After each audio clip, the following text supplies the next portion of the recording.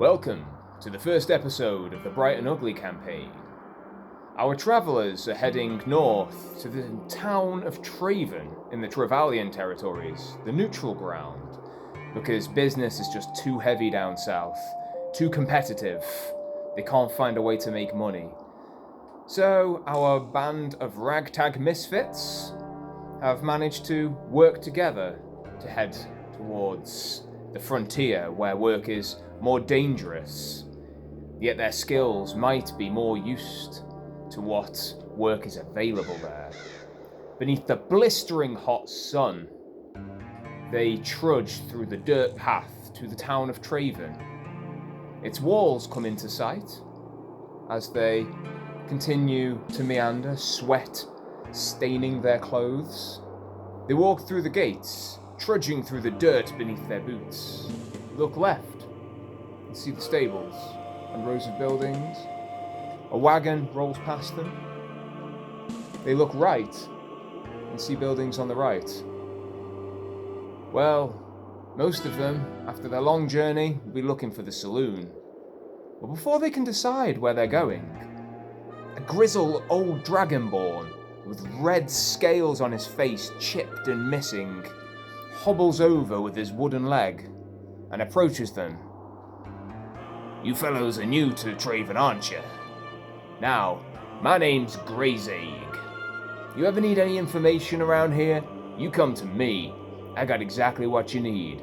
Now, as a gesture of goodwill, I'm gonna give you this map, so you know how to get around the town of Traven.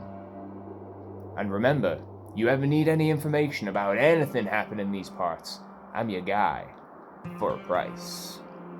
And with a nod, he hobbles away with his wooden leg. The group look between themselves and go, that could be useful in the future, and he's give us a free map, so now we know exactly how to get to the saloon. So they wander the dirt street and get into the saloon, swing the saloon doors open. There's a few tables dotted about. Obviously, it's only a small town, so it's not huge amount of tables around. There's probably about 4 big tables and a few seats at the side. There's a old geezer playing piano in the corner, some somber tune. There's a couple of guys playing cards at one table, and there's one human with greasy auburn hair, with his head face planting the table at another one, completely out of it. But the group ain't interested about that. They head to the bar, where they see the old human with his creased forehead and baggy eyes and eye patch over one eye's receding grey hair. He looks them down. "What can I get you?" All the gunslingers, Eurasian, Sadie, Jesse, they all... "Whiskey. Got any whiskey?" "I got whiskey." He pours up their whiskey. Eliwick has it. I'll have a whiskey too. Eliwick has a whiskey. Professor Knackle, Rundar, says, "Got any red wine?" The guy snorts. "Red wine? We don't got red wine out here. We got beer or whiskey." So Professor Rundar sighs. "I'll take a whiskey then." And they sit down, have a few drinks. Commander Wad heads over to the guys playing cards, says, "Mind if you cash me in?" Sure. They make a seat, and the freakishly tall human commander with his big beard sits at the table playing cards with these guys. He manages to hold his own. I mean, he doesn't win any money, but he doesn't lose any money, so he kind of comes away scot-free, which is a win in his book. Soon, a dwarf with a big bushy beard in a trench coat with a hat just like mine walks through the door. The group turn, take in his appearance, and notice the golden badge upon his jacket. They, one at a time, stand up and approach him. "Why, do you happen to be the sheriff here?" The dwarf replies, Why, yes I am. I'm Sheriff Woofrook of this fine town. How can I help you guys? They say, we're looking for work. Have you got any bounties or any job boards where we can earn ourselves a little bit of coin, a few bits of gold maybe, a bit of silver? He says, well, I got a bounty board right outside my office. It's just across the road there. And before they can all depart the establishment, Eurasian says, you got anywhere we can get some ammo for these babies? Sure, if you head across the road there, just head to Armorer Wadnak. He's my brother. He'll fix you right up. Many thanks. And the group leaves the saloon after their drinks, heads and grabs a few of the wanted posters and shoves them in their pockets for later. Sort that out another time. First, we gotta get some ammo.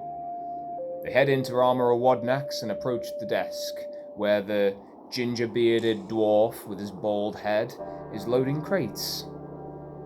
How can I help you guys this time? Everyone is taken aback by his accent after just meeting his brother, the sheriff. Why don't you sound at all like your brother? A few of them ask. That's 'cause I'm adopted.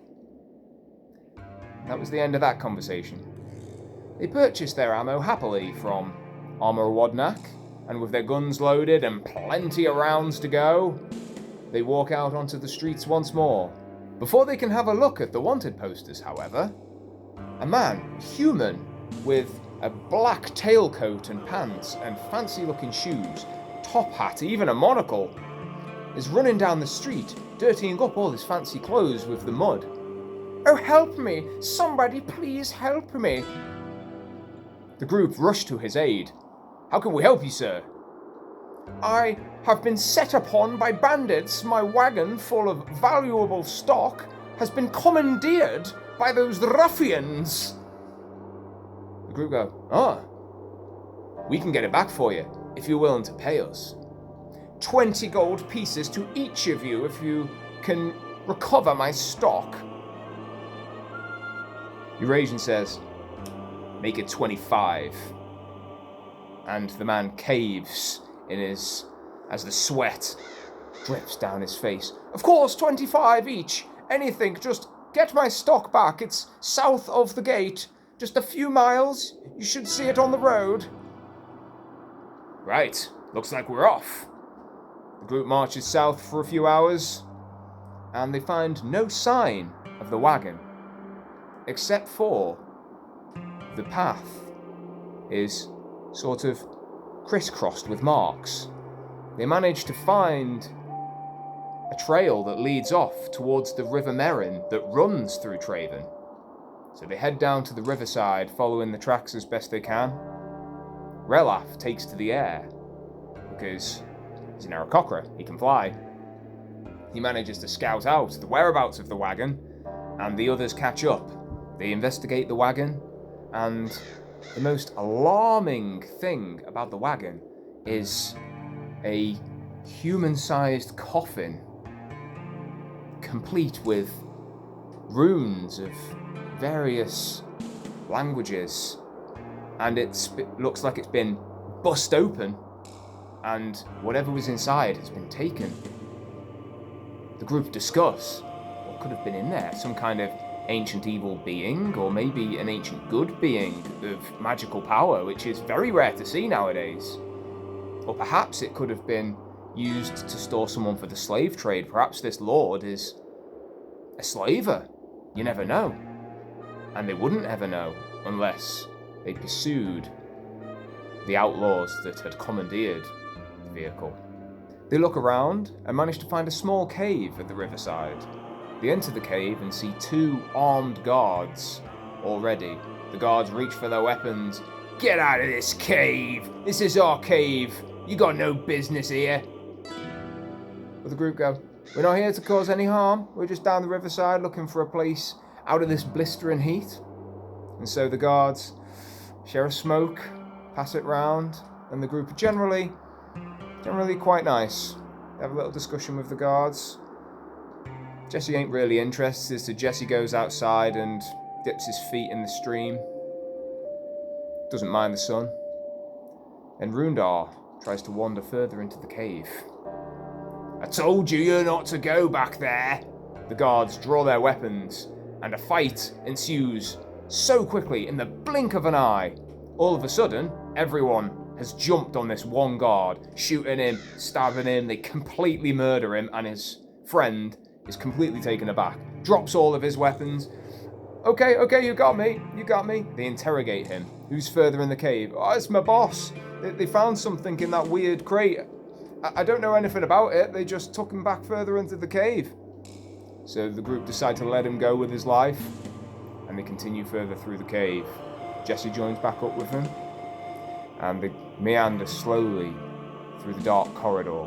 All they can hear is the light drip of water dripping from the top of the cave. The dampness, the smell of dampness in their nostrils. And a voice, almost like a faint whisper, comes into earshot. They notice a small passageway along the side of the cave. They look down, and only really Rundar or Eliwick would be able to fit. Eliwick has no interest. So Rundar looks through and sees somebody unconscious on the ground, like a shape of a body. And so he decides to go through and investigate. He crawls through the tunnel and finds the body. Indeed, it is a body of a long deceased tiefling, devil people with their horns and their red and black skin. He's clutching a book to his chest. So Rundar picks up the book, wipes off the dust, reads the title. It glimmers in a gold font.